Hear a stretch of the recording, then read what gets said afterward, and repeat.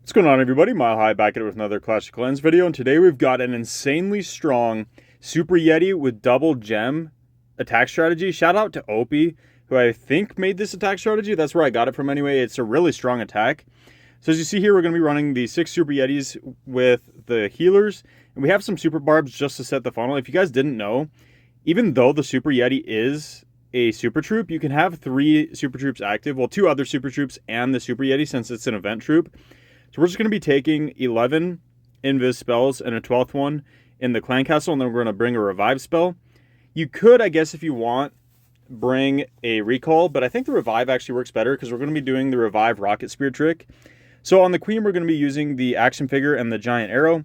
On the king, we're using earthquake boots, spiky ball. We're using double gem equipment on the warden, and then on the royal champion, we're using electro boots and rocket spear. So I'm going to go hop into some Legend League replays for you guys and show you how strong this really is. Let's turn to attack number 1. Here on a double invis island base like this, I like to just charge the RC into one of these invis compartments. It will trigger the invis tower, and then you can just get your royal champion, usually just the path back into it. So that's what we're going to do here. That'll do a really good job of setting the funnel for us, and I'm going to be using the 7 and 3 invis timing. So on 57, you'll drop your first invis, then 53, then 47, then 43, and the reason you're doing that is just to keep your fox alive, and it can just extend your charge for way longer. You don't have to do it that way, but I highly recommend it. And we're just going to charge back in here, and we'll take out this invis compartment just like I said. Worked out perfectly. We just waited for that invis to go away, and then we repath our royal champion in. We're going to take out this whole compartment, and you don't have to use all your invises. Just use as many as you need to get the funnel set. As you see, obviously we want to take out this whole compartment, so I'm going to use maybe one more. We're going to get out this Inferno Tower now, and then I'm just going to let her go down. Make sure you don't use her ability. So we use the queen with the giant arrow and then all the super barbs to funnel out the one side. And then drop all your super yetis in the middle with your king, your warden, and all your healers. Make sure you wall break them in too, obviously. And then ideally the queen will join back up with the main force since you had the super barbs to set the other side of the funnel. So we have a really nice push moving in here. And obviously you don't have a warden's eternal tome or anything like that, so you don't have an actual warden ability. It's just double passive abilities, so you don't have to press it. Sometimes I do just out of habit, just because he's still lit up, so I press it anyway, but obviously it's not going to do anything. So keep that in mind.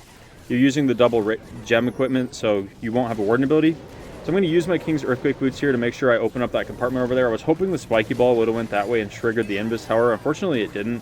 But now, once your troops are protecting your royal champion, you want to revive her, and look at this. The rocket spear is automatically going to trigger. It might use one shot before she dies most of the time, but it doesn't really matter. You can turn off your auto abilities if you want as well. I just prefer not to do that so I don't miss any abilities. As you see over here, the invis tower did wear off, so our super yeti's pathing in there, putting in work. Royal champion is still putting in work at the top, and she's pretty safe, and we still have 2 invises left over that we saved to use for the royal champion, and we're not going to need it. We can swag those 2 invis spells pretty easily in this one, to be honest. So we're just going to 2 times through this because at this point it's just cleanup. Our burgers from our Sneezy putting in work. We still have tons of Super Yetis alive. Royal Champion still healthy, and like I said, still have the 2 invis spells that we're going to be able to swag. We'll swag them right here, just to BM a little bit. And we just got the last building left. Booger and the Royal Champion should take that out in a hurry. And a nice, easy, crushing 3 stars. So as you see, it's a pretty simple attack as well. You have so many invises that even if you make a mistake on your Royal Champion charge, just drop an extra one. Make sure you don't lose your Royal Champion right away. So let's go hop into another attack. Alright, so into attack number 2 here. Same concept. We do have double invis again as well, which really with this attack I'm not worrying about because we have the Royal Champion that we can trigger with, and we also have the Queen's Giant Arrow. So you're not worried about invis towers with this attack strategy, let me tell you. So we're going to hopefully path back into that invis tower again now. If not, we're going to go to the Fire Spitter anyway, so it really doesn't matter either way, to be honest. We're going to get value. We're just going to carve out this corner here to set the funnel. The more invises you can save, the better. But obviously don't be too greedy trying to save them and just not get enough value. So it is a little bit of a happy medium. And it is kind of base dependent as well. It's not, you know, it's not just one size fits all. You can't just use it the same every time. So you see here, really, I'm not going to get that much more value. So I'm just going to let her go down. I already used the Queen Giant Arrow to funnel up here at the top. There's really nothing my Super Barbs can do. So I might save those actually and just try to get some value on the backside.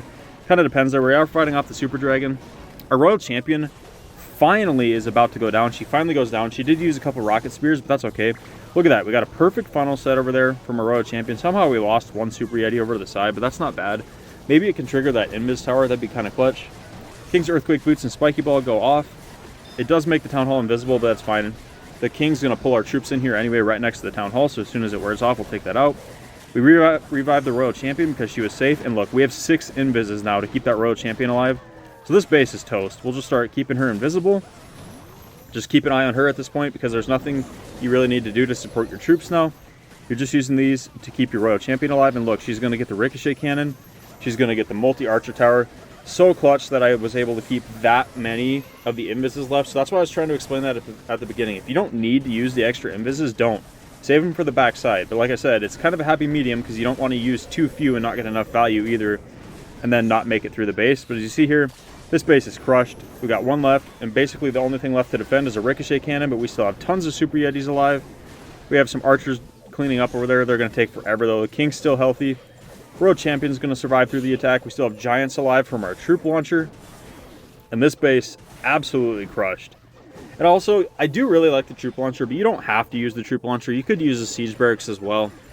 Whichever you prefer. Honestly, that's up to you. I prefer the troop launcher because you can throw wall breakers into the base and help open up the core and also help open up backside walls. So that's why I prefer the troop launcher. But like I said, you don't have to do that. So that is up to you guys. So let's go hop into another Legend League attack.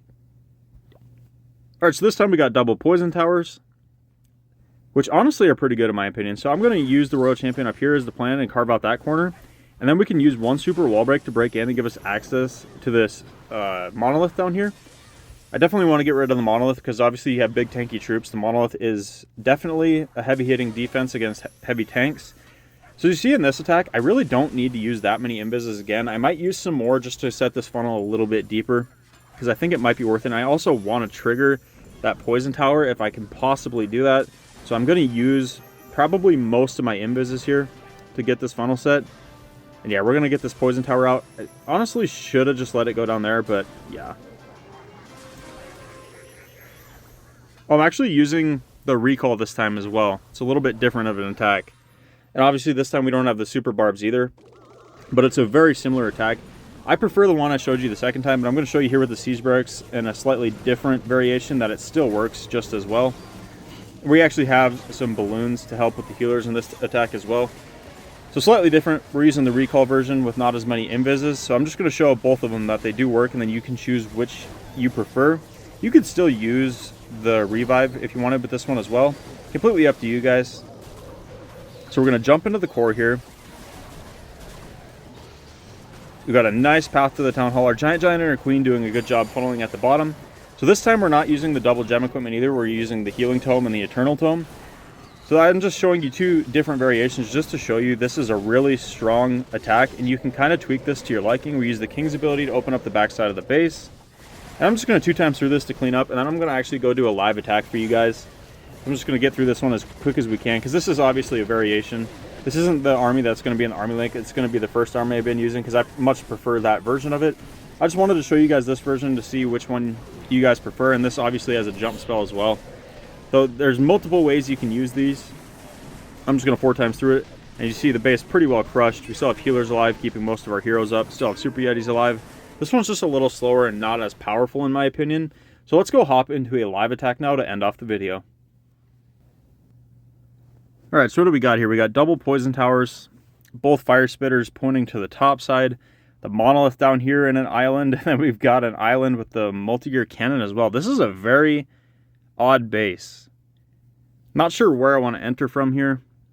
I don't think I can get much value setting the funnel at the bottom, so I think I'm just going to come in from the top. It sucks having to end on all that stuff down there, but I think I'm going to have to, just because otherwise I don't think I'm going to be able to set the pathing that well. So we're going to be using the 7 and 3 timing. It's kind of hard to do spirit walks while I'm talking. I really struggle with that, but I'm going to try to focus up here and get this in. 45, so the next one at 43, and then we'll wait until 37. I do get a lot of questions about the spirit fox timing, so I'm going to try to explain it a little bit. Now 37, and the reason you're doing this is because you're still getting 2 seconds out of your spirit fox then. That was a really bad placement. I might lose my fox here. Yeah, we lose the fox. We lose the Royal Champion as well. This is why I hate doing live attacks, because I am terrible at trying to focus.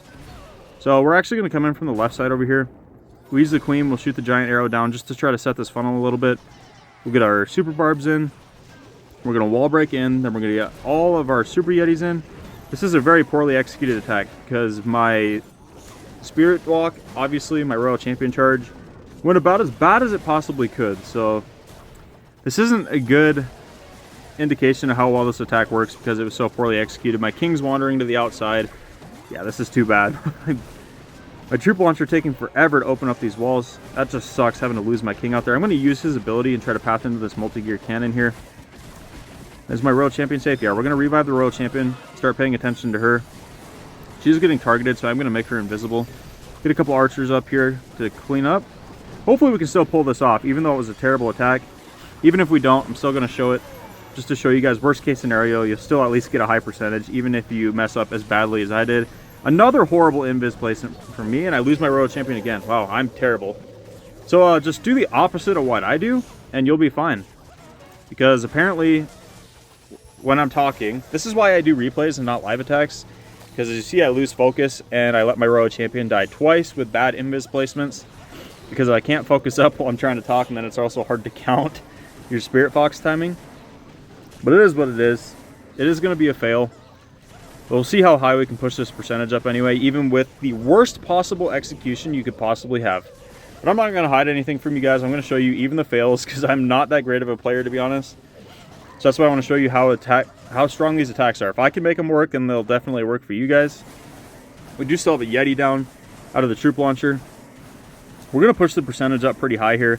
This would have been such an easy attack if I didn't mess up my royal champion charge at the beginning. We should be able to at least push into the 80s here. Yeah, so if my spirit charge, or if my spirit walk would have made it a little deeper there, that funnel would have been set wider. Could have got a better funnel over here and pushed everything right through the core. And then again, after I revived my royal champion, I let her die again, not focusing. Man, that was horrible.